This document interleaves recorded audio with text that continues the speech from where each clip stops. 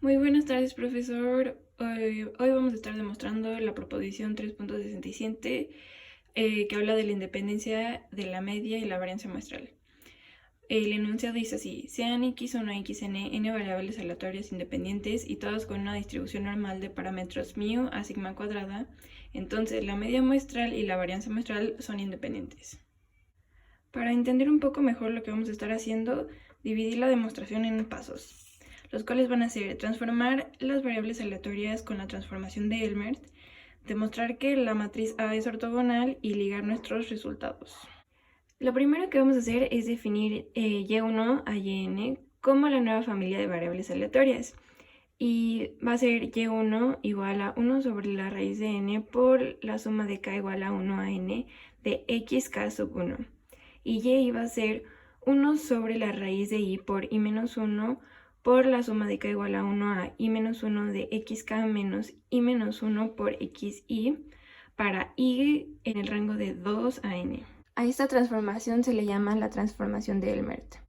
Vamos a definir una transformación, la cual es la multiplicación de una matriz por un vector. Sabiendo esto, lo siguiente que vamos a hacer es calcular la matriz que transforme los vectores x1 a xn en y1 a y. A esta matriz le vamos a llamar la matriz A con elementos A y J. Después de unas cuantas cuentas se tiene que la matriz que transforma tiene los siguientes elementos. Es A y J es igual a 1 sobre n cuando J va de 1 a n. Y cuando i va de 2 a n tenemos que es 1 sobre la raíz de i por 1 menos i para j que va de 1 a i menos 1. Luego menos i menos 1 sobre la raíz de i por i menos 1 cuando j es igual a i y 0 en cualquier otro caso. Si hacemos los primeros elementos de la matriz nos podemos dar cuenta que es una matriz ortogonal, pero eso es justamente lo que vamos a calcular. El paso número 2 es demostrar que la matriz A es ortogonal. Y esto, bueno, lo necesitamos para utilizar la proposición 3.66 que vamos a mencionar dentro de unos momentos. Pero bueno, para demostrar que es ortogonal vamos a utilizar el producto punto, que tenemos aquí las propiedades. Entonces, como vamos a multiplicar el vector por sí mismo, entonces vamos a hacer los elementos de la matriz al cuadrado. Y bueno, si este sale 1, entonces esto va a probar que el vector es ortonormal unitario. Tenemos aquí la suma de a y j al cuadrado, que como lo vimos la vez pasada era 1 sobre raíz de n.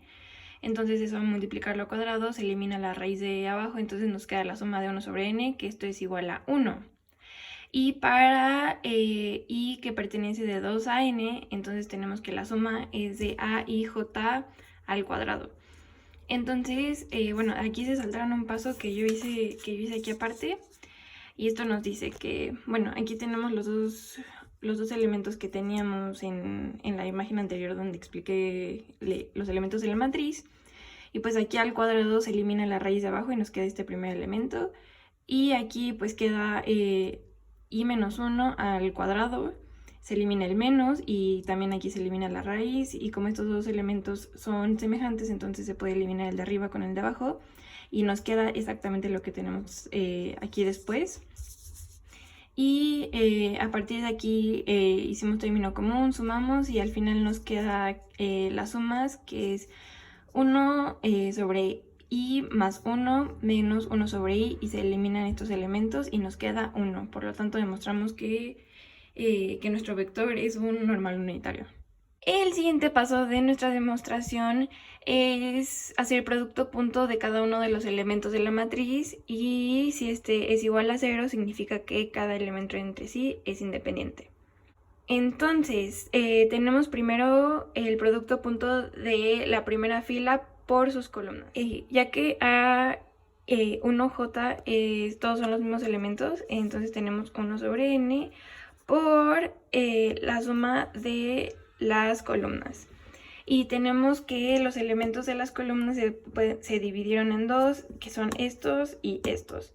Y bueno, aquí, ya que es la suma de j de 1 a i menos 1, pues aquí no tenemos ninguna variable que dependa de j, entonces solamente lo podemos sacar y tenemos una suma que es de 1, entonces solamente se nos multiplica el y menos 1, y por eso tenemos aquí que la suma es igual a y menos 1 sobre la raíz de y por y menos 1, y aquí nuestra suma es la raíz de y por y menos 1 por y menos 1, y estos dos pues se eliminan, y pues al multiplicar un 0 por 1 sobre raíz de n nos queda igual a 0.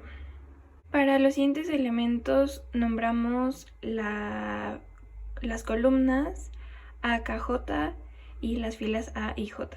Entonces sustituimos los elementos que tenemos, y aquí simplemente, igual que arriba, como ningún elemento depende de j, entonces la suma solamente se multiplica por i menos 1 y todos los elementos son iguales, entonces al eliminarnos nos da 0.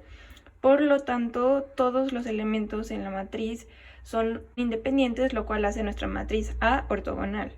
Una vez que demostramos que la matriz A es ortogonal, podemos aplicar la proposición 3.66, la cual nos dice que si la matriz es ortogonal, entonces las variables aleatorias y1 a yn son independientes y cada una de ellas tiene una distribución normal de varianza cuadrada, y que la suma de j igual a 1 de las variables aleatorias yj al cuadrado es igual a la suma de j igual a 1 a n de las variables aleatorias xj al cuadrado.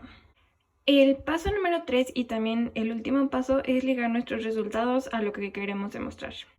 Para poder sacar nuestro promedio tenemos que hacer la multiplicación de 1 sobre n por la suma de k igual a 1 de n de todos nuestros elementos xk. Pero si recordamos, habíamos dicho que nuestros elementos y1 eran 1 sobre raíz de n de esta misma suma. Entonces, si solamente multiplicamos 1 sobre raíz de n, ya tenemos exactamente el mismo resultado para poder sacar nuestro promedio. Y para sacar nuestra varianza muestral tenemos que se saca multiplicando 1 sobre n-1 por la suma de k igual a 1 hasta n de los elementos xk menos x rayita, que es el promedio muestral al cuadrado. Que esto es igual a la multiplicación de 1 sobre 1, y como se podrán dar cuenta tenemos aquí un binomio al cuadrado, entonces nos queda el trinomio cuadrado perfecto, que es igual a, a la suma de k igual a 1 hasta n de xk al cuadrado. Y aquí podrán ver que no hay ningún elemento de k, por lo tanto x puede salir de la suma, entonces tenemos dos veces el promedio muestral por la suma de los elementos xk, y aquí sumamos el promedio muestral al cuadrado por n, ya que pues al salir de la suma tiene un 1 y pues